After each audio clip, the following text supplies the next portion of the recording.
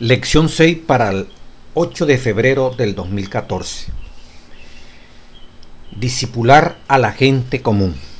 Después de ver todo el folleto, habla de discipular. La primera lección, los discípulos y las escrituras, cómo Cristo utilizó las escrituras para discipular. Luego el ejemplo de los discípulos. Luego vimos lo discipular mediante las metáforas, el método de Jesús, bíblico, profético, utilizar metáforas, parábolas. El discipular y la oración, la manera como la oración es tan necesaria para discipular a otras personas. Toda una semana estuvimos estudiando. Luego vimos los niños, discipular a los niños, especialmente en esta hora final, hicimos bastante énfasis a esa parte. Discipular a los enfermos, también una obra especial que hay que hacer con estas personas. Y hoy comenzamos a estudiar, en esta semana, discipular a la gente común, lección número 6. El versículo de memoria se encuentra en San Marcos 1, 16 al versículo 18, dice la palabra. Y caminando junto al mar de Galilea, Jesucristo vio a Simón y a Andrés su hermano, que echaban la red en el mar, porque eran pescadores. Y Jesús les dijo: venid en pos de mí, y haré que seáis pescadores de hombres. Y dejando al instante sus redes, les siguieron. Palabra de nuestro gran Dios. ¿Cuál es el título de la lección de esta semana? Discipular a la gente común. Dice la introducción: la muerte de Cristo fue el gran igualador. Mostró que todos somos pecadores con necesidad de la gracia de Dios. A la luz de la cruz, las barreras étnicas, razas, políticas, económicas y sociales se derrumban. No obstante, algunas veces en nuestra ganancia de almas olvidamos esta verdad vital y procuramos, dice el folleto en la introducción, ganar especialmente a los que podrían considerarse honorables o grandes a los ojos del mundo, dice el folleto. A veces nos gusta más que se discipular y que lleguen almas de los profesionales, de los grandes de este mundo, médicos, empresarios, profesores, doctores, ingenieros, los grandotes, pues, gobernantes, jueces, abogados, etcétera, etcétera. No pasa lo mismo con Jesús, sigue diciendo la introducción del folleto, quien vio la insignificancia y vaciedad de la grandeza y el honor mundanos. De hecho, en muchos casos, fueron las personas más exitosas, los fariseos bien educados, diríamos nosotros, y con grandes posiciones, los ricos saduceos, la aristocracia romana, los que lo afligían más. ¿Qué? Los que lo afligían más a Jesús. En contraste, a diferencia, la gente común, carpinteros, pescadores, labriegos, amas de casa, pastores, soldados y siervos, se reunían alrededor de él y lo aceptaban. Contrastando las dos clases sociales aquí. Muchas veces pasa eso, ¿verdad? Bueno, vamos a profundizar bastante en esta lección y le agradezco que con la ayuda del Espíritu Santo pueda llegar hasta el final, porque al final quiero hacer un comentario con el Espíritu Profecía, apoyado en la Biblia, del título de la lección del jueves, que habla una sociedad sin clases. Este término es polémico y quiero mostrarle algunas citas del Espíritu de Profecía que hablan de la existencia de las clases. ¿Cuáles clases? Las clases de gente, los ricos, los pobres, clase media, clase alta, esos aspectos. Realmente el propósito era eliminar las clases sociales, que no hubiera diferencias entre, no existieran ricos o no existieran pobres, o todos fuéramos ricos, todos fuéramos pobres. Una sociedad sin clases, no hay clases de ninguna clase, todos somos iguales. ¿Qué significa eso? Vamos a profundizar. Hay mucha confusión en esto y hasta el mismo folleto incurre, literalmente, si así se tradujo, en una equivocación. Lo vamos a ver a medida que desarrollemos la lección y especialmente el jueves. Comienzos humildes. Estamos hablando de discipular a la gente común. Bueno, Jesús, Lucas 2, 21 al 28, Marcos 2, 6, 2 al 4, Levíticos 12, 8. ¿Qué nos dicen estos versículos acerca de la clase escondida en la cual nació Jesús? ¿A qué clase pertenecía Jesús? ¿Cómo influirá esto en su ministerio? ¿Cómo influyó? Los primeros versículos que nos citan, Lucas 2, 21 al 28, se pueden resumir. La ofrenda para la purificación de Jesús. Cuando lo fueron a presentar, habían diferentes ofrendas, desde cordero, novillos, para lo que tenían, pues cada quien llevaba conforme a la posición económica que pudiese tener. Pero Jesús llevó, tal como dice Levíticos 12, 8. Si la gente es muy pobre, ¿verdad? Dice el Levítico, si no le alcanza para llevar un cordero, llevará 2 tórtolas o palomitas, pues. Una para expiación y otra para holocausto.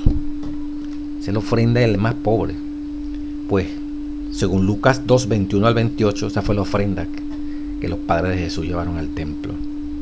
Ofrenda de purificación de Jesús, 2 tórtolas. ¿Ya qué clase será Jesús? Bueno, segundo, Marcos 2, 6, versículos 2 al 4.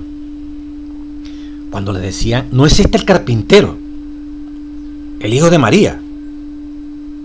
Específicamente en San Marcos 6, versículo 3. Entonces, indudablemente aquí estamos viendo que Jesús venía de un sector que hoy llamaríamos de los pobres, pues. Teniendo como pobre, ¿verdad? Una persona que trabaja, ¿verdad? No se puede dar todos los gustos ni placeres, vive con lo necesario, tiene su casita allí, pues cualquier variedad, las más sencillas, pues. Estamos hablando de quinta ni de cosas ya que otros sí pueden tener. Cristo era un artesano, venía de un hogar de artesanal, una gente sencilla. Dice aquí, la ofrenda de purificación de José y María claramente indican su trasfondo económicamente. Era pobre, dice aquí el folleto de Escuela Sabática.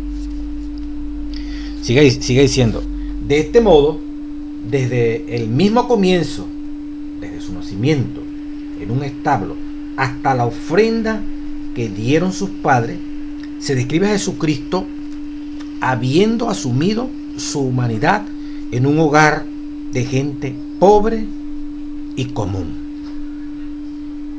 De hecho, la evidencia arqueológica también parece indicar que el pueblo de Nazaret, donde Jesús pasó su niñez, era una aldea pobre y además sin importancia.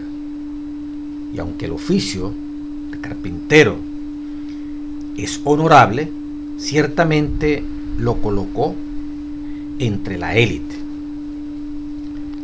Los padres de Jesús, dice el Nahuay, deseo de toda la gente, página 52. O sea, cuando esta parte aquí de la élite, o sea, se consideraba la carpintería como artesano, era muy notable. Pero este tipo de artesano que era Jesús no era producía tanto dinero. Eran gente trabajadora, pertenecían a la clase obrera, pues. El que puede tener una casita sencilla, el que puede comprar su comida, tiene un trabajo fijo. Eso era Jesús. Dice, los padres de Jesús eran pobres y dependían de su trabajo diario para su sostén. Él conoció la pobreza, la negación y las privaciones. Esto fue para él una salvaguardia. En su vida laboriosa no había momentos ociosos que invitaran a la tentación. Dice en las notas biográficas, en las notas estas de Elena White, paralelas al folleto, para que vean la condición, lo común, del común que era Jesús, referente al día domingo que estamos estudiando.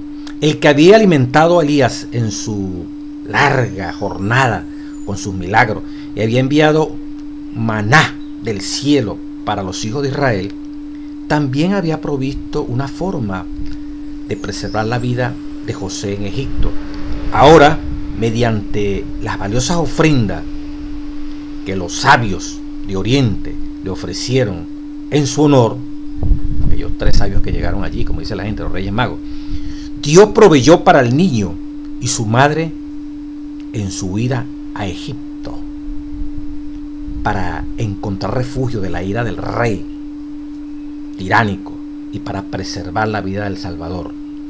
Los padres de Jesús eran pobres y los regalos de los sabios le permitieron sostenerse en una tierra extraña, viendo a Jesús allí extremadamente jovencito en su niñez, ¿verdad? Como no tenía ni siquiera para ese viaje a Egipto, pero Dios proveyó de aquellas ofrendas que llevaron estos 3 sabios de Oriente. Cristo dejó de lado los hogares de los ricos, las cortes de la realeza, los renombrados centros de educación, y se estableció en un hogar humilde en el oscuro y despreciado de Nazaret. Su vida, desde el principio hasta el fin, fue de humildad y de modestia. La pobreza llegó a ser sagrada. Oiga esto, la pobreza llegó a ser sagrada por su vida de pobreza. La pobreza llegó a ser sagrada por su vida de pobreza. La pobreza es sagrada. Cristo fue pobre. No podemos menospreciar la pobreza, los barrios humildes, los sectores que están en extrema pobreza, verlos como nidos del diablo, verlos como algo que más bien la policía debiera acabar con todo eso, verlo como algo que debiera desaparecer. No, la pobreza es sagrada. Allí pueden haber muchos Jesús, hombres y mujeres, que como Jesucristo pueden emerger como columnas y baluarte de la verdad. Claro, eso no va a ser por magia, ya lo veíamos en la niñez de Jesús. Tiene que haber una madre, tiene que haber un padre que apoye a esa madre, porque no es la escuela, no es la dama de oficio la que va a educar a tus hijos y va a preparar en el corazón la imagen de Jesús. Es intransferible la responsabilidad de la madre, amigo, hermano, hermana. Hoy en día esto no se cree, hoy en día esto se echa por tierra. Pero si queremos sacar del despreciable Nazaret, donde tú puedes vivir y estás criando hijos, se necesita que de la despreciable Nazaret, donde se creó Jesús, el lugar donde tú puedas vivir. Alguno que me esté oyendo aquí no tiene por qué sentirse menos. Ese lugar es sagrado y allí puede salir un hombre consagrado a la causa divina. Si hay una madre y un hombre que respete el rol de esa madre, para que esa madre estampe en el corazón la imagen y semejanza de Cristo Jesús. Sigue diciendo, no quiso asumir Jesucristo una actitud de formalidad que hubiera impedido a los hombres y mujeres de condición más modesta que vinieran a su presencia y escucharan sus enseñanzas. Humilde, sencillo, carpintero. ¿Y sabe ese hombre leer?, preguntaban algunos. ¿Puede salir algo bueno de Nazaret? ¿Se acuerda de esos textos? O sea, la gente pedía currículos. ¿Quién es este? Este ha estado en la escuela de los fariseos. Usted no sabe leer. Yo no lo hemos visto en la universidad allá, ni en el colegio de adventista, ¿no? O en la universidad adventista. ¿Quién es este? ¿Dónde apareció este? Llevándolo al tiempo de hoy. No es que sean malas esas instituciones, pero le falta. Tienen que tener más del Espíritu de Cristo. Bueno, Cristo no fue a ninguna de esas instituciones de aquel momento histórico. Igual que en San Juan Bautista, que era hijo de sacerdote.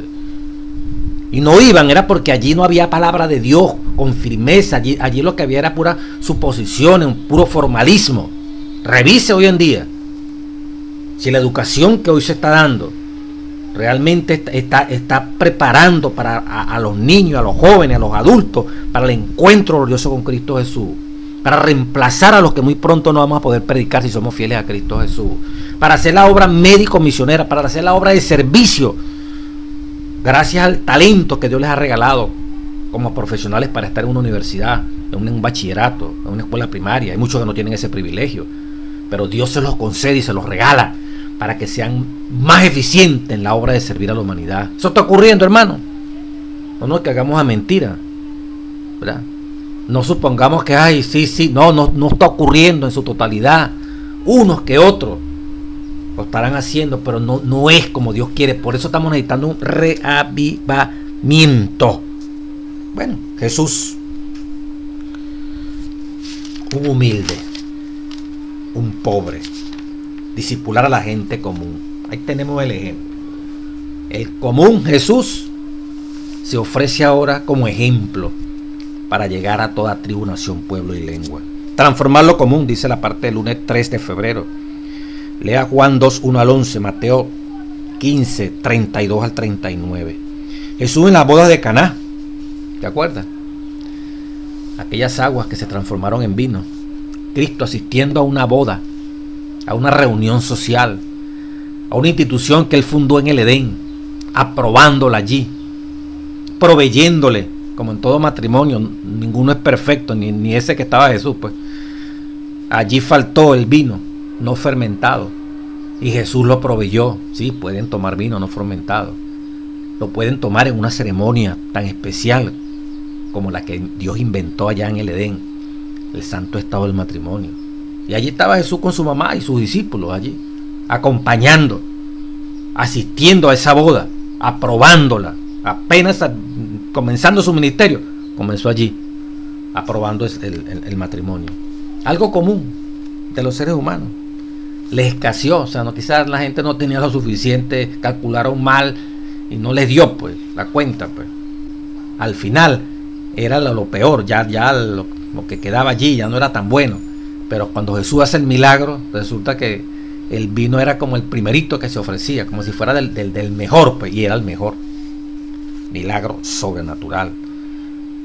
Mateo 15, 32 al 39 nos habla de la multiplicación de los panes, 3,000 panes, sin meter y sin contar a las mujeres ni a los niños. Jesús preocupado por el comer, por lo más sencillito de la alimentación de estas personas que estaban oyendo el Evangelio.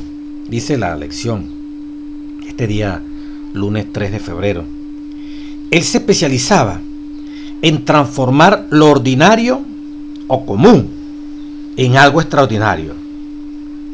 Como habían anhelado lo extraordinario, los que no eran de Cristo, pasaban por alto lo que consideraban ordinario y lo hicieron con lo que era una pérdida eterna en potencia. Los que no tenían el Espíritu de Cristo pasaban por alto lo que era extraordinario, porque lo consideraban ordinario. El extraordinario Jesús, el Dios hecho hombre, tenía un origen muy común. Y merece que Jesús apareciera en este momento histórico que estamos nosotros viviendo. No letrado, proveyente de un sector muy humilde, un sector despreciable, como dice el Espíritu Profecía a través del linaje de White. Y que fuera tu iglesia, mi iglesia. Y que de repente, como en Lucas 4, se parara a leer y dijese, se está cumpliendo en mí esto, esto y esto. ¿Le creeríamos, hermano? ¿Qué diría la junta directiva? ¿Qué dirían los pastores que estuviesen presidiendo y se apareciera ese niño, ese joven? ¿Quién es ese? ¿De dónde viene? ¿Dónde estudió? No, que es tal parte y puede salir algo bueno de allí. ¿Quién es esa persona? Simplemente un ordinario, una persona común, como tú y yo. Entonces no puede tener la preeminencia ni la potencia en el mensaje según la mente humana de algún erudito, de un sabio de este mundo. Quizás muchos hubiéramos incurrido en eso si hubiéramos vivido en aquella época. Igual que los fariseos, toda esta gente aristocrática. Muy a menudo Jesús buscó personas que eran consideradas comunes.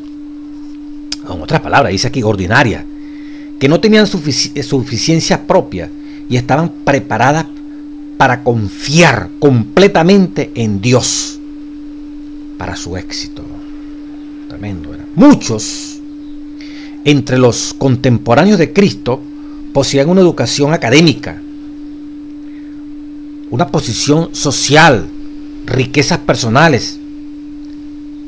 Sin embargo, sus nombres hace mucho, dice aquí el folleto de Escuela Sabática, que se han olvidado.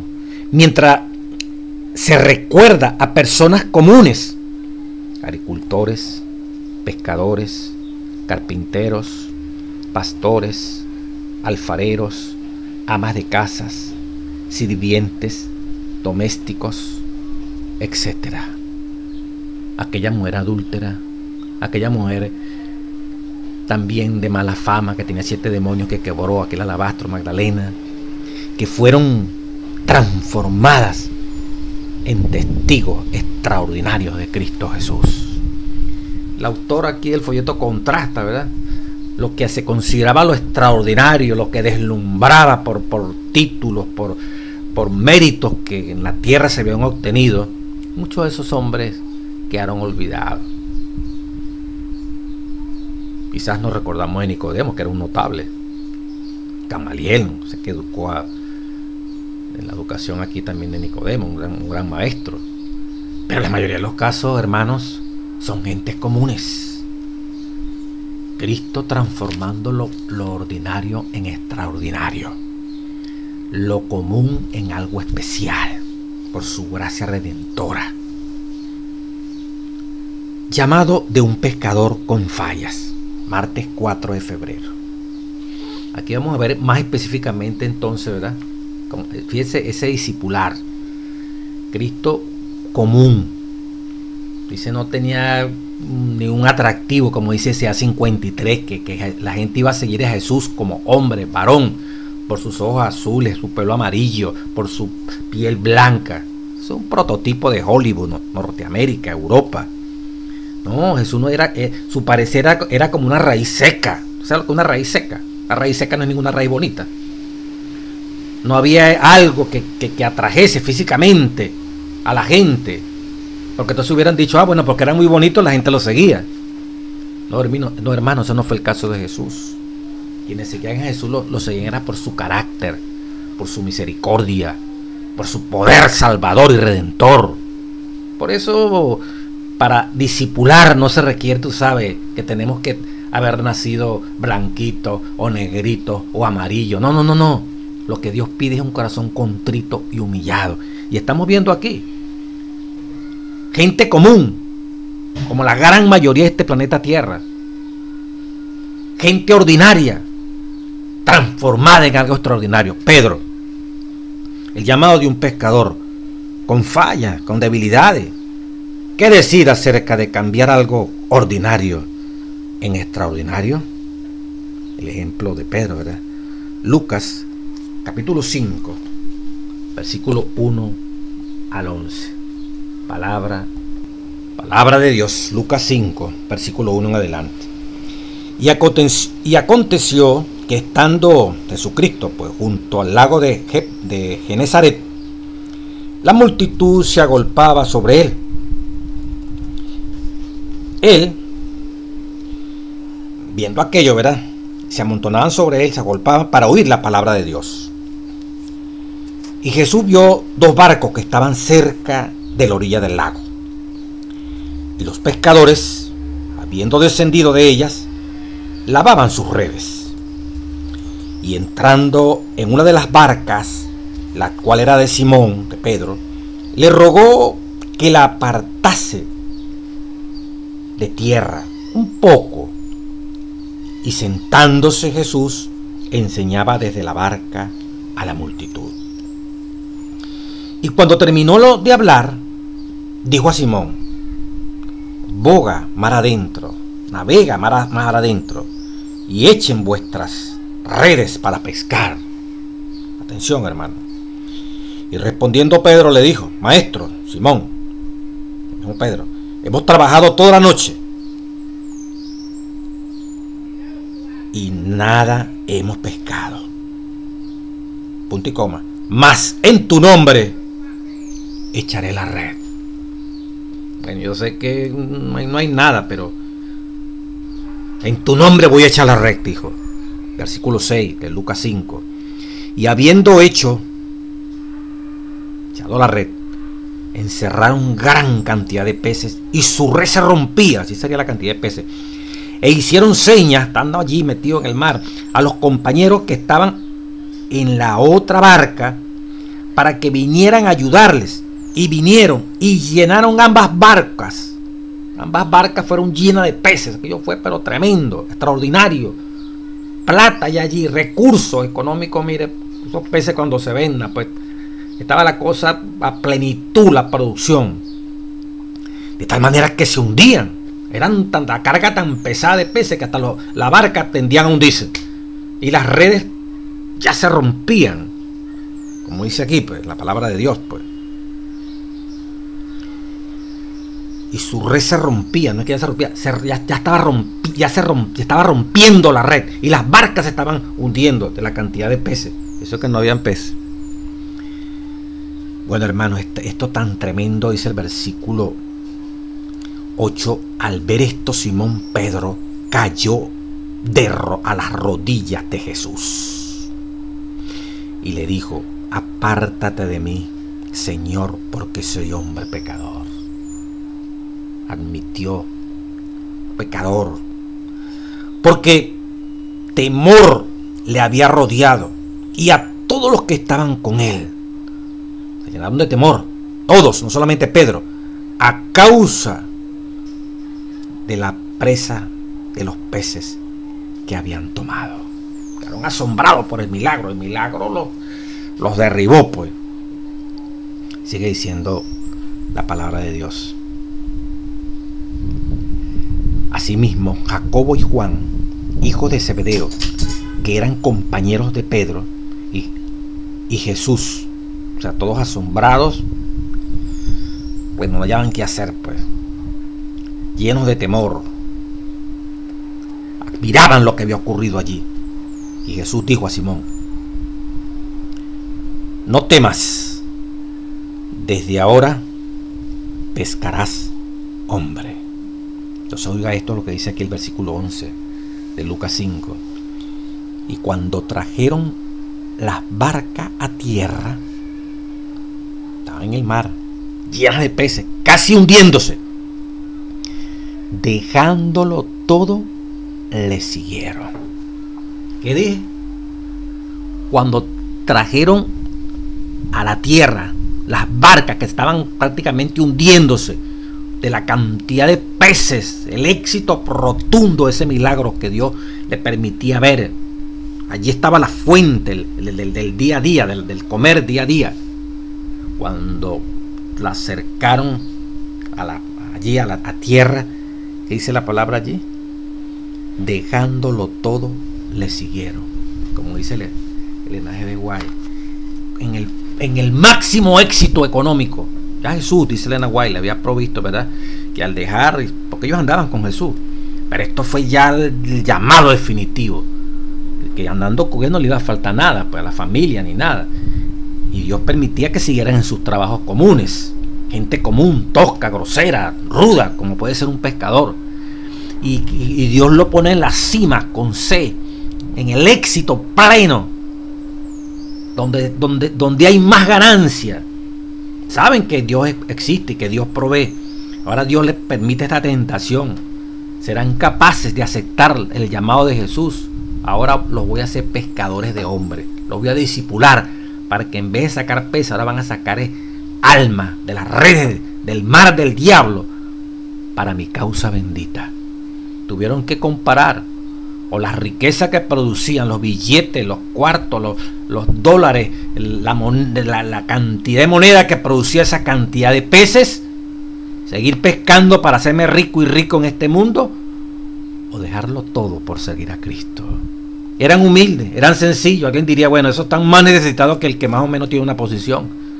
Sin embargo, no escatimaron esfuerzo, hermano. Con esa barca llena, la palabra bendita de Dios lo dice literal. Y cuando, versículo 11, Lucas 5, y cuando trajeron la barca a tierra, dejándolo todo, le siguieron. Amén, gloria a Dios. Eso le entregan. Muy fácil hablar de ellos. Ay, San Pedro, San Mateo, yo mismo que estoy hablando aquí y estoy recordando esta historia. Pero ¿cómo estoy yo? Lo estoy haciendo. ¿Cómo estás tú, hermano? Estamos dispuestos que en el éxito pleno recibir un llamado de Dios y dejarlo todo por seguir a Cristo. Ellos conocían de Cristo, ellos andaban con Cristo, no fue la primera vez que se encontraron con Cristo. Este fue el llamado, como decir, ya definitivo, pues. Y no dudaron, hermano. Dios a ti y a mí también ha trabajado y está trabajando, hermano, para que cada día nosotros, ordinarios, comunes, otros dotados de talentos maravillosos que Dios les ha regalado, profesionales en diferentes áreas de la ciencia, Dios nos tiene un llamado a todos, hermanos. Dios está dispuesto a transformar lo común en algo especial, lo ordinario, que es el título de esta lección, en algo extraordinario.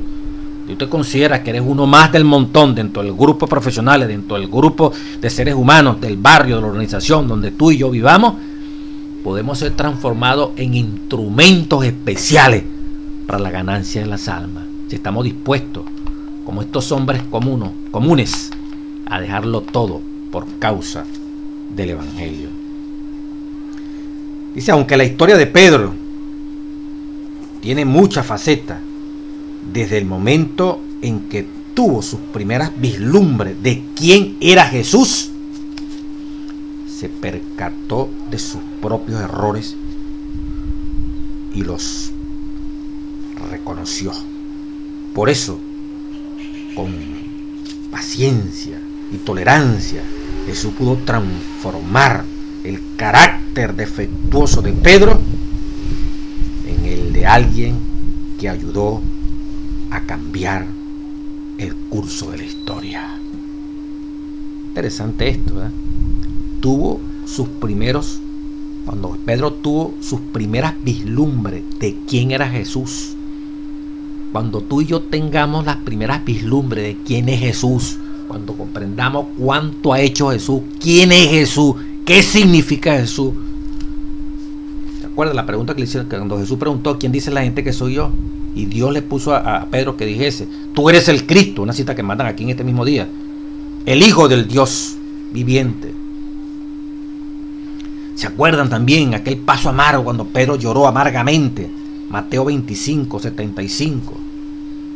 Al recordarse de que había negado a Cristo y que él se lo había dicho.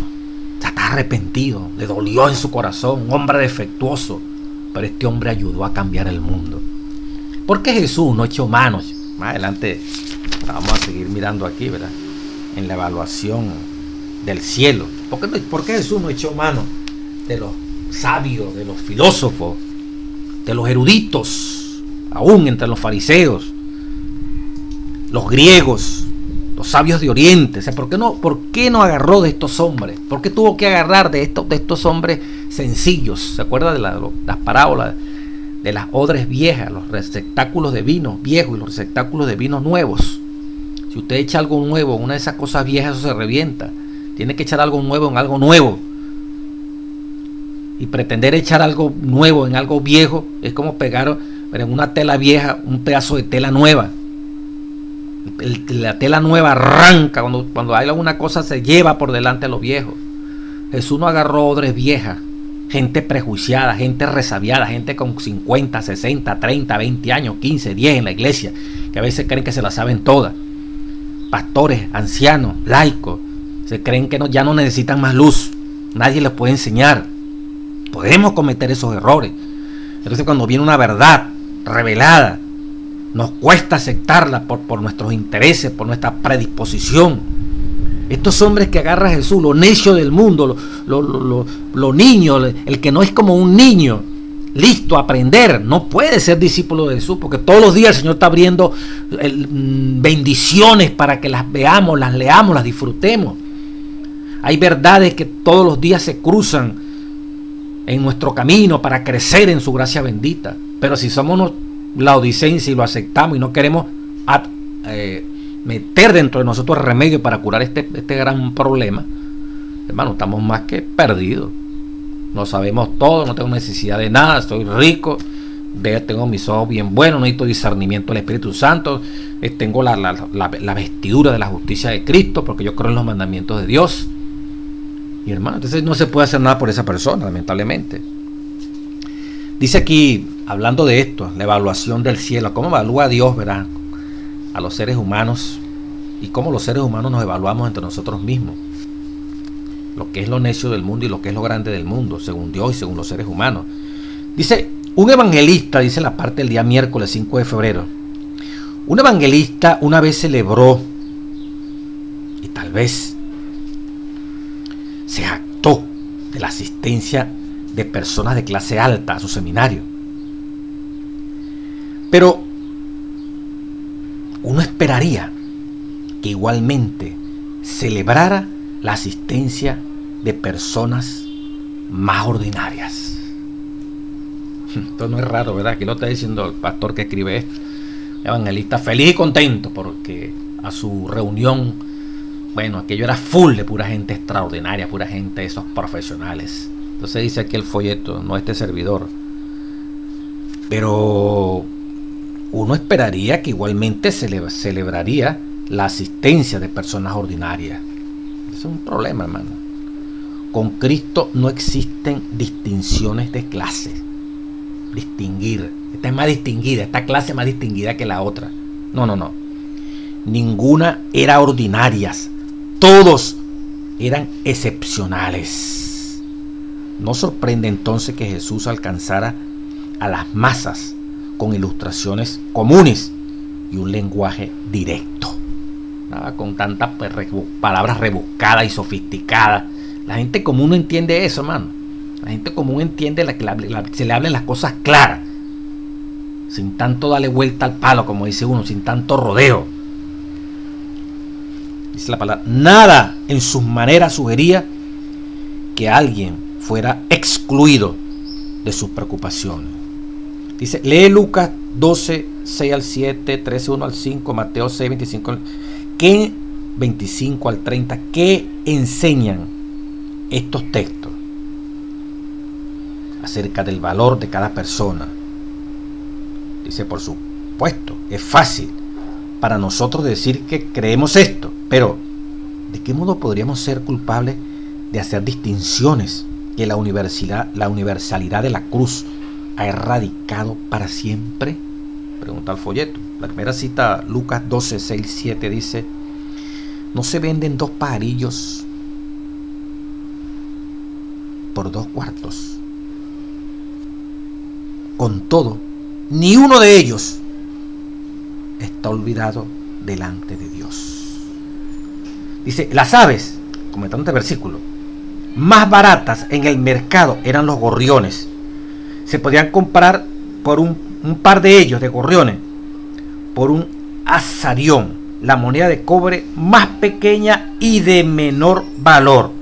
No obstante, el cielo no olvidó a los gorriones, aunque fueran vulgares e insignificantes. Bueno, cuando Jesús hace esta comparación, no se venden 2 pajarillos, ¿verdad?, por 2 cuartos, y con todo, ni uno de esos pajaritos está olvidado delante de Dios. Pajarito más vulgar como el gorrión, ¿verdad?, que se dan, como dice aquí, 2 de ellos por un azarión, la moneda más pequeña, ¿verdad?, la de menor valor. Aunque sean 2 por un azarión, uno que vale medio azarión, que vale la mitad de la moneda de menor valor, dice el Señor Jesucristo, ni uno de ellos está olvidado delante de Dios. Dios no olvida ese pajarito, el más vulgar, el más barato. ¿Cuánto más vale usted y valgo yo delante de Dios? ¿No valemos más que un pajarito? ¿Entiendes? Lo más insignificante de las aves tiene un valor delante de Dios. No, si Dios no lo olvida. Lo más común. Bueno, si un pájaro es común, nosotros de pronto, si nos consideramos comunes, los que son comunes en la vida, en esta división de clases que hace la sociedad, para Dios no se deja entrampar por esto. El más común puede ser el más especial, y el más ordinario puede ser el más extraordinario, como lo fue Pedro. El Señor nos manda en la segunda cita de Mateo 6, 25 al 30, todos arrepentirse sin excepción. Aquí no hay que unos sí, otros no, todos tienen que arrepentirse. Es interesante, ¿verdad? Que para el cielo la evaluación es muy diferente. Dice, cuanto más sucede en el caso del hombre por quien Cristo murió, en comparación con los pájaros, si los pájaros valen, ¿cómo seremos nosotros? Cristo murió por nosotros, no por las avecillas. La cruz demuestra de manera que no podemos siquiera comenzar a profundizar el valor infinito.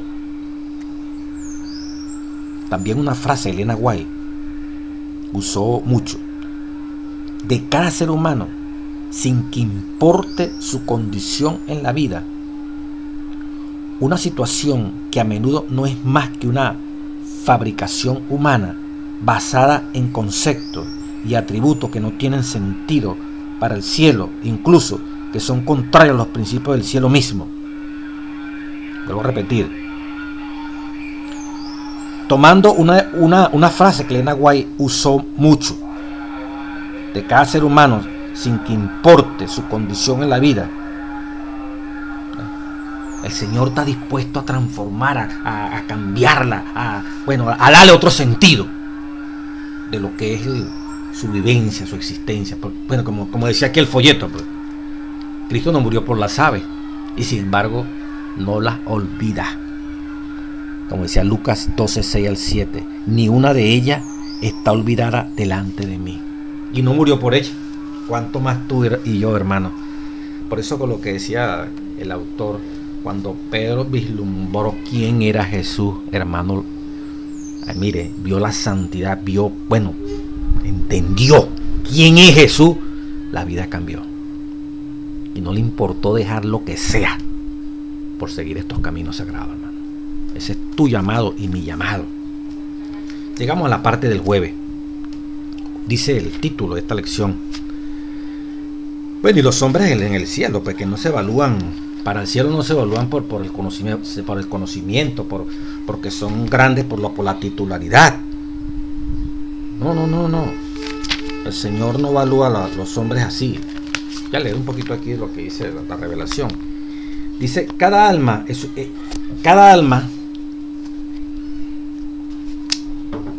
tan plenamente conocida por Jesús como si fuera la única por la cual el Salvador murió. Las penas de cada una conmueven su corazón. El clamor por su auxilio penetra en su oído. Él vino para atraer a todos los hombres. Los invita: seguidme, y su espíritu obra en sus corazones para inducirlos a venir a él. Muchos rehúsan ser atraídos. Jesús conoce quiénes son, sabe también quiénes oyen alegremente su llamamiento y están listos para colocarse bajo su cuidado pastoral. Él dice: mis ovejas oyen mi voz y yo las conozco y me siguen. Cuida a cada una como si no hubiera otra sobre la faz o sobre la haz de la tierra. Exaltar a Jesús, página 197. O sea, Dios no evalúa a la gente, no como la gente evalúa a los seres humanos. Bueno, el jueves dice, lección 6 dice, una sociedad sin clase. Esta palabra es un poco problemática. Una sociedad sin clases. Dice, tal vez la característica más socialmente atractiva del cristianismo primitivo haya sido la ausencia de distinción de clases. Afinando términos, una cosa es distinción de clase y otra es sociedad sin clase o sociedad de clase. Tiene tres cosas que he dicho aquí. Distinción de clase, si es verdad, se admiran. No era que distinción, una clase es más distintiva que la otra. El rico es más distintivo que el pobre es más distintivo que el rico. La clase media es más distintiva. No. Cristo no hizo distinciones de clase. Esta es mejor, esta tiene mayores privilegios, esta tiene mayores bendiciones. No. Hay que tener claro eso. Ya sin clase quiere decir que no hay ricos, que no hay pobres, que no hay clase media. Bueno, sigamos leyendo porque vamos a profundizar en esto. Los muros divisorios se derrumbaron bajo el peso del Evangelio. La persona común triunfó mediante Cristo. Cristo transformó lo ordinario en extraordinario. Estoy leyendo el día jueves 6 de febrero. Los carpinteros y los cobradores de impuestos, los picapedreros y las reinas, los sirvientes domésticos, los sacerdotes, los griegos, los romanos, los hombres, las mujeres, los ricos y los indigentes, todos llegaron a ser iguales dentro del reino de gracia de Cristo. Eso es correcto. Todos tienen acceso a ser salvos en Cristo Jesús. Todos nosotros. Dios nos trata con un cuidado especial como si fuéramos uno solo. Ya lo leímos hace ratico.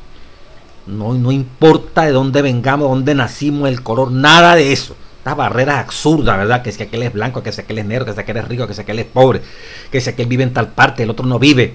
Todo eso es del diablo. Y si todavía se mueve entre nosotros, hermanos, así no vamos a tener entrada al reino de los cielos. Así no vamos a ser sellados. Llámese usted el título que tenga, pastor, anciano, director, directora de grupo, diaconisa, directora de departamento. No vale, sea usted cantante, no sea cantante, sea escritor, sea profesor, sea doctor, sea lo que sea. Ni usted ni yo, si esas cosas diabólicas se mueven en nuestra cabeza para hacer acepción de personas, para clasificar, para hacer distinción, estamos equivocados. Cristo murió por el rico, por el pobre, por el indigente, por el artesano, por el carpintero, por todos los seres humanos. A la final esos son roles, pero a la final el rol lo está ocupando, la posición la está ejerciendo o la tiene es el ser humano. Cristo murió por el ser humano, sin distingo, repito, de nacionalidades, de religión, de credo, no, todos. Ese es el igualador. La cruz nos igualó a todos. ¿Por qué? Porque todos somos pecadores. Porque no hay justo ni aún uno, dice la palabra del Señor. Pero la lección dice aquí, en esta parte, este primer párrafo del día jueves, una sociedad sin clase. Este concepto es incorrecto. Mire cómo dice aquí. Esto es una sociedad sin clase, eso es mentira. En realidad, termina el primer párrafo del día jueves, la comunidad cristiana había de ser una sociedad sin clases. Eso no es correcto. La sociedad cristiana no, sin clases. Una cosa es sin distinción de clase y otra cosa es sin clase. Sin clases de gente. O sea, está planteando aquí el autor que la sociedad cristiana debiera ser una sociedad donde no hay ricos ni pobres, ni clase media. O sea, que eso de que uno es pobre, otro es rico, eso no iba a existir. Eso es incorrecto. Mira, una sociedad que o todos son pobres o todos son ricos. Que no hay ricos ni hay pobres. Entonces, ¿qué hay? Cuando Dios hizo al pobre, hizo al rico, dice la palabra de Dios. El problema de ahora es una sociedad sin distinción de clase. Si están distinguiendo una clase por encima de la otra, sin favorecer una clase por encima de la otra, sin clases, donde no hay distinción, o sea, todos igualados, todos con recursos económicos, o todos pobres. No hay nada, no hay pobres ni ricos, todos somos iguales. Ese es el comunismo. Esa es la falacia del comunismo, socialismo y de todos aquellos adventistas muchas veces infiltrados por estas corrientes, especialmente aquí en Venezuela, donde se ha querido utilizar la Biblia para decir que la sociedad primitiva era una sociedad socialista, un concepto diabólico, satánico. El finado expresidente lo decía. Socialismo es igual cristianismo. No, eso es un concepto del diablo. En el cristianismo no hay lucha de clases. En el comunismo, socialismo, marxista, leninista, sí hay lucha de clases. ¿Cómo se va a comparar eso con el cristianismo primitivo? Donde no había lucha de clase, los pobres contra los ricos.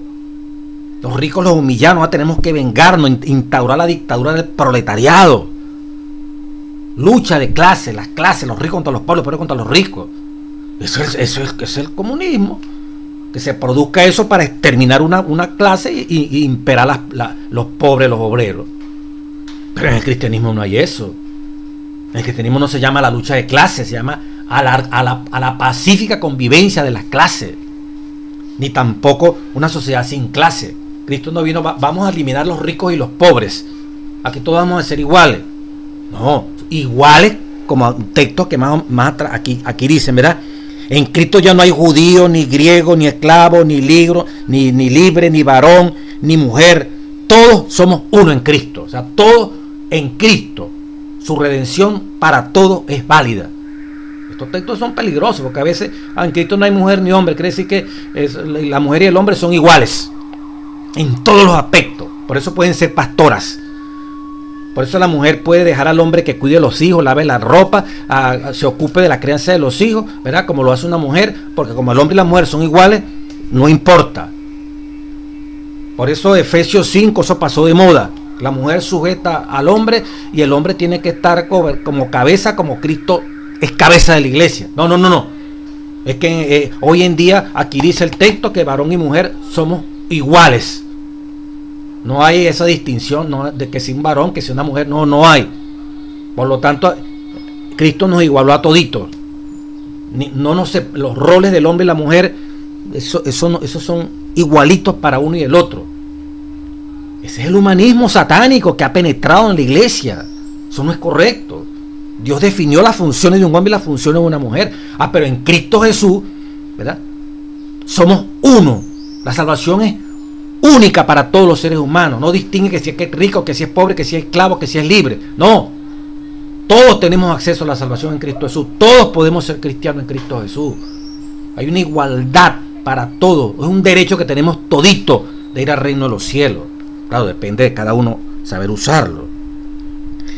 La otro texto, ¿verdad? Que mandan aquí a leer dentro de este contexto que estamos hablando, Santiago 2:1-9, no hacer acepción de personas, ¿verdad? Si llega una gente bien arregladita, bien bonita a la iglesia, ¿verdad? No, ese es el alcalde, ese es el gobernador, ese es el presidente, ese es el empresario tal, ese es el eminente científico, ese es el eminente doctor en medicina. No, pase por aquí, siéntese aquí. Pero como dice el libro de Santiago, si llega un haraposo, si llega una gente mal vestida, también le tenemos la misma atención. Como dice Santiago, más bien al haraposo le decimos, no, quédate parado. O siéntate bajo mis estrados, o sea, allí bajo mis pies. Siéntate para atrás. En ese bicho tan feo ahí, tan fea, tan mal vestida. Pero si llega, tú sabes, el encopetado, si llega el magnate, si llega el de renombre, dice el libro de Santiago, no estoy hablando de este servidor, Santiago 2:1-9, lo puede leer, el de anillo de oro, el bien vestido, al primer lugar para él. Eso es pecado, dice Santiago. Eso es pecado. Si hacéis acepción de personas, cometéis pecado. Santiago 2:9, estamos pecando.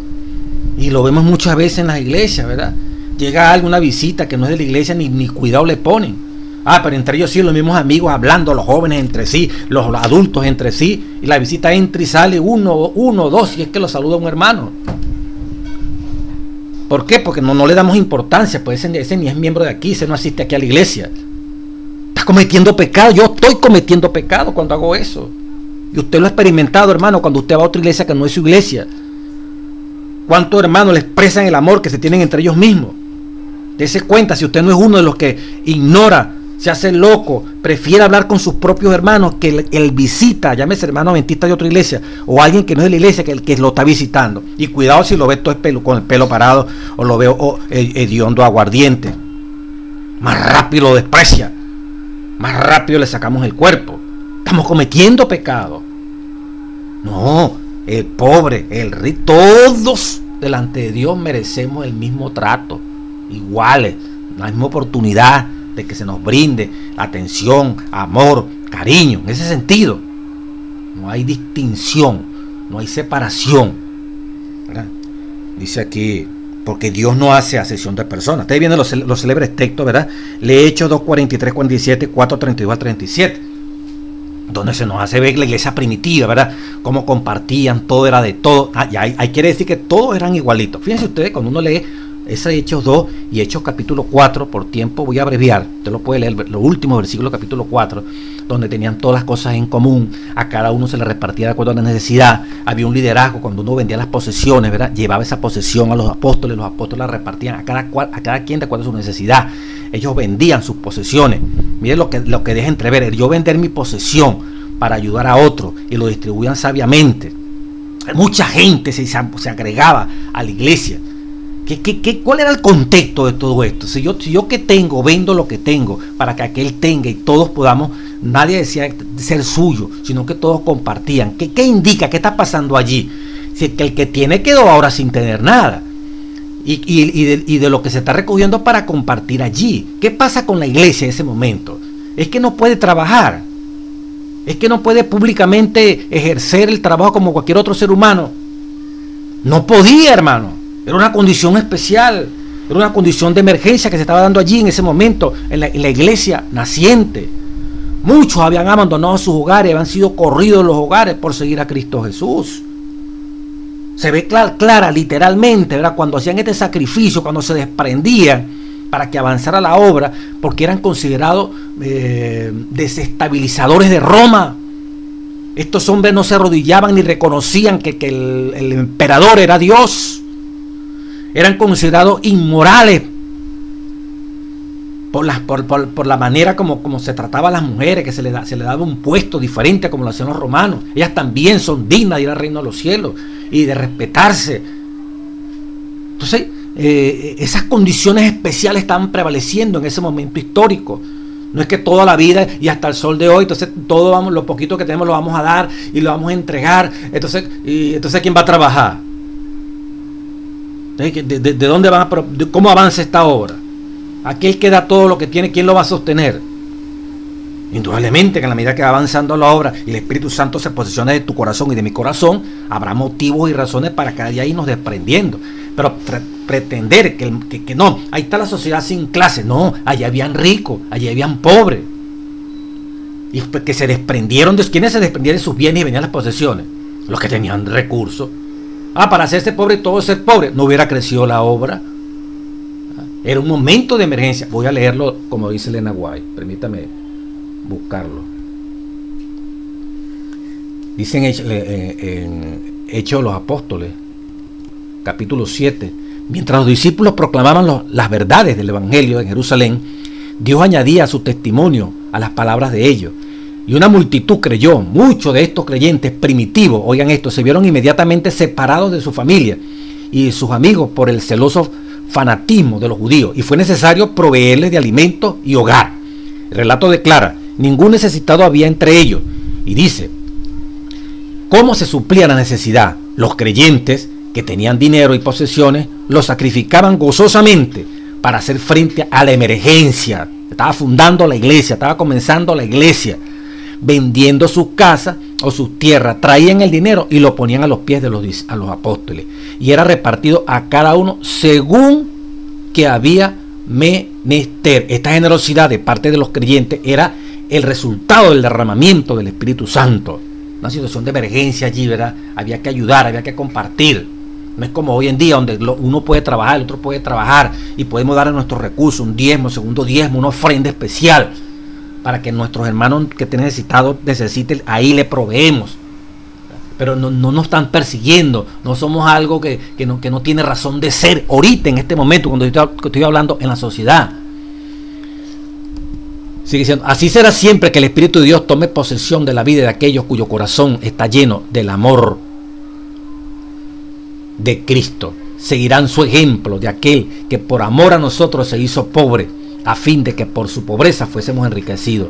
El dinero, el tiempo, la influencia, todos los dones que han recibido de la mano de Dios, los estimarán solamente como un medio de promover la obra del Evangelio. Así sucedía en la iglesia primitiva. Y cuando en la iglesia de hoy se vea que por el poder del Espíritu los miembros han apartado sus afectos de las cosas de este mundo y que están dispuestos a hacer sacrificios a fin de que sus semejantes puedan oír el Evangelio, las verdades proclamadas tendrán una influencia poderosa sobre los oyentes. También hacer sacrificio, donar de lo que Dios nos ha dado, nos ha otorgado.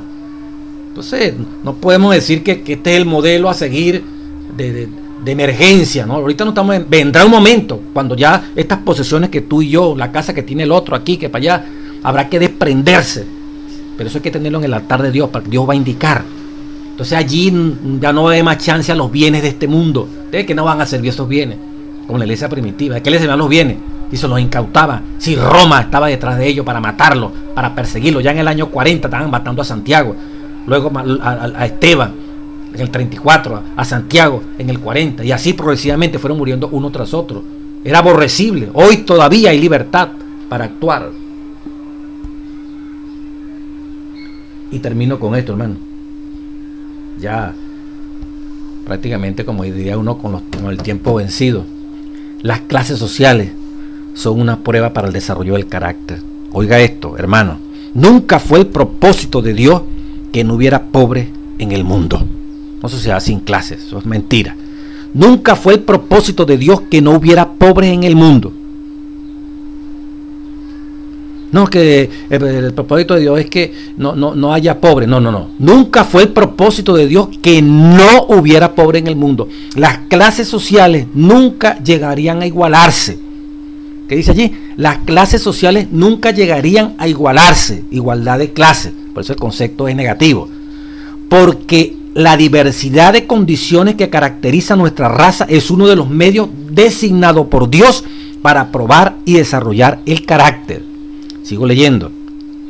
Muchos han insistido con gran entusiasmo en que todos los hombres deberían participar en forma igualitaria de las bendiciones temporales de Dios.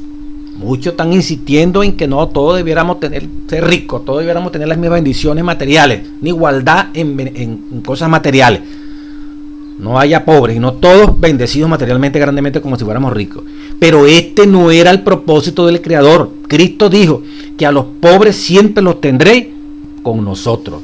Los pobres, igual que los ricos, han sido adquiridos por medio de su sangre. Y entre sus profesos seguidores, en la mayoría de los casos, los primeros, los pobres, lo sirven a Cristo con dedicación, mientras que los ricos, los últimos, están constantemente poniendo sus afectos en los tesoros terrenales y se olvidan de Cristo Jesús. Oiga esto ahora, hermano. Los cuidados de esta vida y la codicia de la riqueza eclipsan la gloria del mundo eterno a los ricos. Entonces, oiga esto. La mayor desgracia que le podría sobrevenir a la humanidad, vuelvo a repetir, la mayor desgracia que le podría sobrevenir a la humanidad sería que todos fueran puestos en pie de igualdad en cuanto a las posesiones terrenales. ¿Cuál es la mayor desgracia que le podría ocurrir a la humanidad? Que todos fueran puestos en pie de igualdad en cuanto a las posesiones terrenales. Esto, mire, se lleva por delante a todo aquel que tiene pensamientos comunistas, socialistas, todos aquellos que se han metido en la iglesia infiltrados por los partidos políticos, esa basura, ¿verdad?